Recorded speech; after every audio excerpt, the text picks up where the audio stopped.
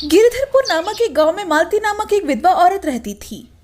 उसका एक 5 साल का बेटा था जिसका नाम संजय था। वो बहुत ही गरीब थी।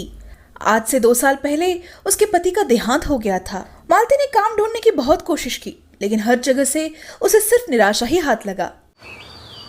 मालकिन, मुझे काम पे रख लो ना, मेरी 2 वक्त की रोटी का इंतजाम हो जाएगा। ए मालती, मैंने तुझे उस दिन मना किया था ना, तू विधवा है।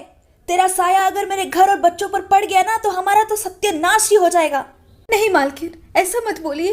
चुप कर और निकल जा यहाँ से। मालती उदास मन लेकर वहां से चली जाती है। माँ, मेरा ये जो स्कूल का कपड़ा है ना वो फट गया है। माँ, मुझे एक नया यूनिफॉर्म दिला दो ना। तो चिंता मत कर मेरा राजा बेटा, मैं तुम्हें अगले हफ्ते एक नया यूनिफॉर्म दिला दूंगी। नहीं माँ, मुझे आज ही नया यूनिफॉर्म चाहिए, मुझे आज ही चाहिए। बेटा, आज तो नहीं हो पाएगा। अब तुम रहने दो माँ, तुम हमेशा मेरे साथ ऐसे ही करती हो। मालती बाहर आंगन में बैठे रो रही थी और अपनी किस्मत को कोस रही थी। तभी संजय आता है। माँ, सॉरी, मुझे माफ़ कर दो। मुझे तुमसे ऐसी बात नहीं करनी चाहिए थी ना माँ। मेरा यूनिफॉर्म तो और 2 साल चलेगा, तुम चिंता मत करो माँ। आओ, मुझे खाना खिला दो। मालती इस सोच में पड़ गई कि वो अपने बेटे को खिलाएगी क्या, क्योंकि घर में खाने के लिए एक दाना तक नहीं था। संजू मेरा बच्चा, आज पानी पीकर सो जाते हैं।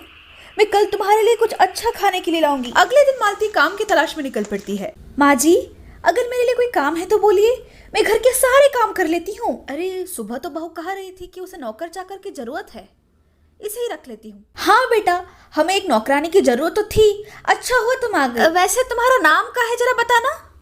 जी माँ जी, मेरा नाम मालती है। क्या कहा? मालती? वही मनहूस विधवा मालती ना, जिसने अपने शादी के 3 साल में ही अपने पति को खा लिया।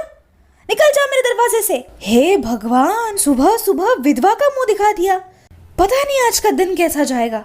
मालती के दिल को बहुत ठेस पहुंचती है और वो सोचती है, मेरा लल्ला 2 दिन से कुछ नहीं खाया है, आज मैं खाली हाथ नहीं जा सकती हूँ, मुझे कुछ ना कुछ तो करना ही पड़ेगा। मालती दूसरे गांव में आके भीख मांगने लगती है। मालकिन, इस गरीब को कुछ खाने के लिए दे दो ना। मालिक, मालिक कुछ दे दो ना।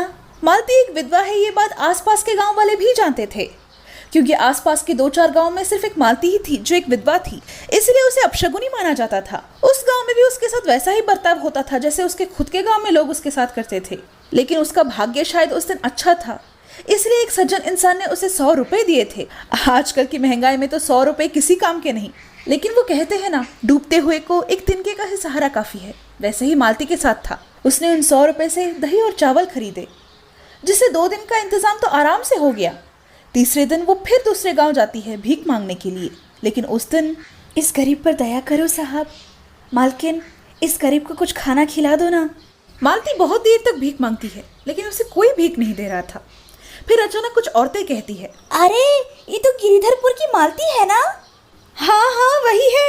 हाय मोरी मैया, इसने हमारे गांव में घुसने की हिम्मत कैसे की?